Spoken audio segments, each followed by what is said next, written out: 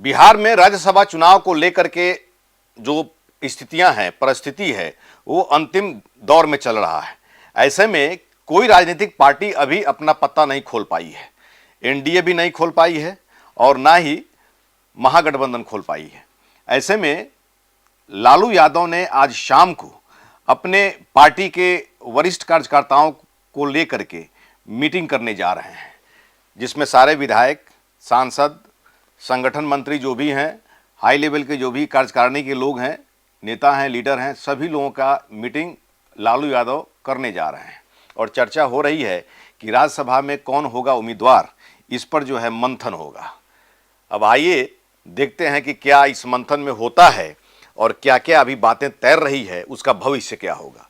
नमस्कार, आदाब, सत श्री अकाल। मैं हूं मनोज नारायण सिंह और आप देख रहे हैं मंथन टुडे। राज्यसभा चुनाव बिहार में हो रहा है 5 सीट पर। 2 आरजेडी का खाली हो रहा है, 2 जेडीयू का खाली हो रहा है और 1 बीजेपी का खाली हो रहा है।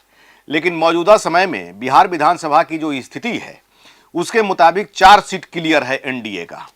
1 सीट के लिए 41 वोट की जरूरत है। 5वें सीट पर पेच फंस गया है।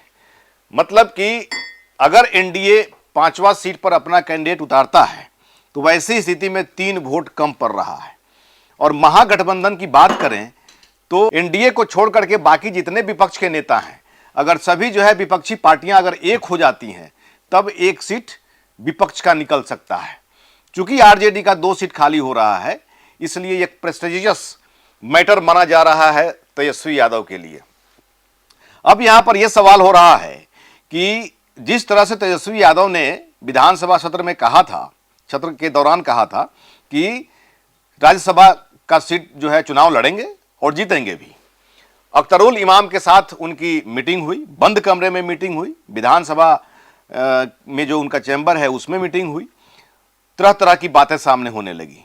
उधर अख्तरुल इमाम ने भी कहा कि भाई राज्यसभा में हम भी चुनाव लड़ेंगे। बयानबाजी चल रहा है, लेकिन इसका हश्र क्या होगा, अब महज 2 दिन बचा हुआ है। कल सोमवार है और 5 तारीख को गुरुवार है। बीच में मंगल और बुध 2 दिन होली की छुट्टी है। 2 दिन में सारे लोगों को अपना अपना कैंडिडेट फाइनल कर लेना होगा, नॉमिनेशन कर देना होगा, क्योंकि 5 तारीख तक ही नामांकन करने की अंतिम तिथि है।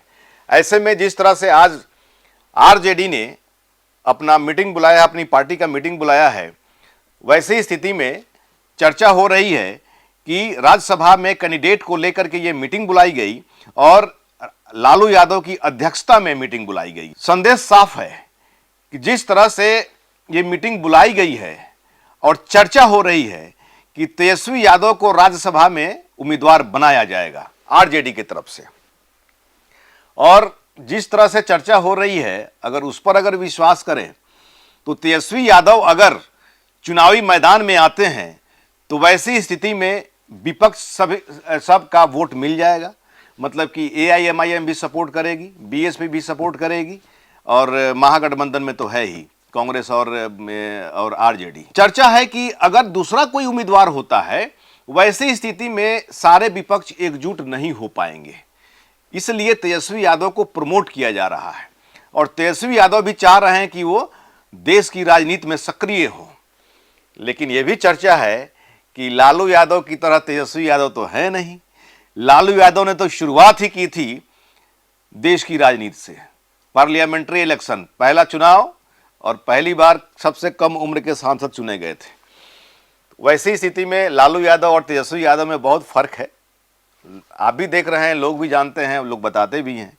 तेजस्वी यादव अब देश की राजनीति में सक्रिय होने वाले हैं और बिहार की राजनीति, ऐसा कहा जा रहा है कि जब वो राघोपुर सीट छोड़ेंगे तो वहां से उनकी पत्नी चुनाव लड़ेंगी और विपक्ष जो है, यहां पर विपक्ष की नेता वही बनेंगी या परिवार का ही कोई व्यक्ति बनेगा, जैसा भी हो। लेकिन जो खबर आ रही है कि तेजस्वी यादव अगर उम्मीदवार होते हैं तो सारी विपक्षी पार्टियां एकजुट हो जाएंगी। अख्तरुल इमाम की बात करें तो जिस तरह से बंद कमरे में मीटिंग हुई, चर्चा दोनों तरफ होने लगी कि अख्तरुल इमाम ने प्रस्ताव दिया कि हम अपना कैंडिडेट खड़ा करेंगे, आप हमको सपोर्ट करिए। दूसरी बात यह हो रही है कि नहीं, तेजस्वी यादव जो है बोले थे कि हम खड़ा हो रहे हैं, आप लोग सपोर्ट करिए। और चर्चा ये भी है कि आईपी गुप्ता दारुसलाम गए हुए थे, ओवैसी के का इनविटेशन मिला था, हालांकि बीएसपी के विधायक को भी मिला था, लेकिन बीएसपी के विधायक ने अपनी व्यस्तता के कारण जो है उन्होंने जाने से इनकार कर दिया, वो नहीं जा पाए। लेकिन ये कहा जा रहा है कि आईपी गुप्ता तेजस्वी यादव के दूत बनकर के दारुसलाम गए हुए थे राज्यसभा सीट को लेकर के।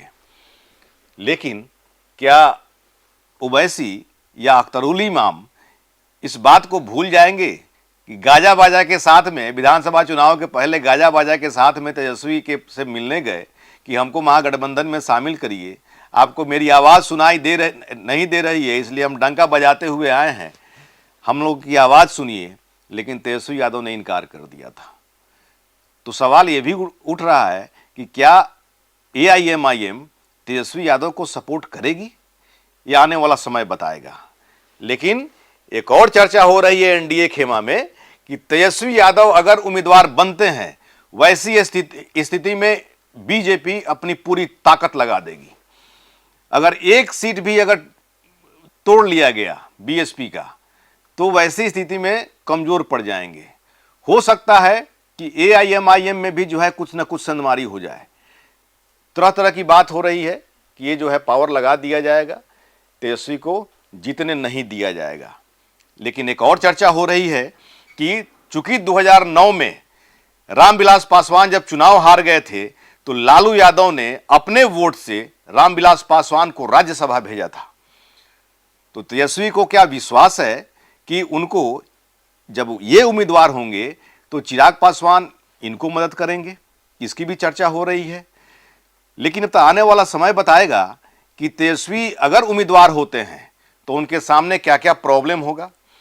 अगर तेजस्वी यादव को हराने में एनडीए कामयाब हो जाती है, वैसी स्थिति में माना जा रहा है कि तेजस्वी यादव का ग्राफ गिरेगा, उसके बाद में उनका ग्राफ उठने में बहुत मुश्किल होगा। लेकिन एनडीए जो दावा कर रही है कि तेजस्वी को हराएंगे, अगर तेजस्वी उम्मीदवार बनते हैं तो उनको हम हराएंगे, हराने के लिए जो भी ताकत लगानी पड़ेगी ताकत लगाएंगे। अब आने वाला समय बताएगा कि उम्मीदवार कौन होता है।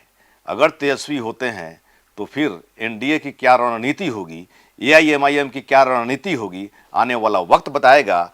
बहरहाल सभी लोगों की निगाह टिकी हुई है कि आज शाम को आरजेडी की जो मीटिंग होने वाली है उसमें क्या छन के आता है, क्योंकि ये मीटिंग बुलाई ही गई है राज्यसभा में उम्मीदवारी को लेकर के। अब चर्चा तो है तेजस्वी यादव की, अब फिर उस मीटिंग में कोई दूसरा नाम आ जाए तो अलग बात है। लेकिन अगर तेजस्वी का नाम अगर सामने आता है तो तेजस्वी को ये प्रॉब्लम जो मैंने बताया, ये प्रॉब्लम जो है सामना करना पड़ेगा।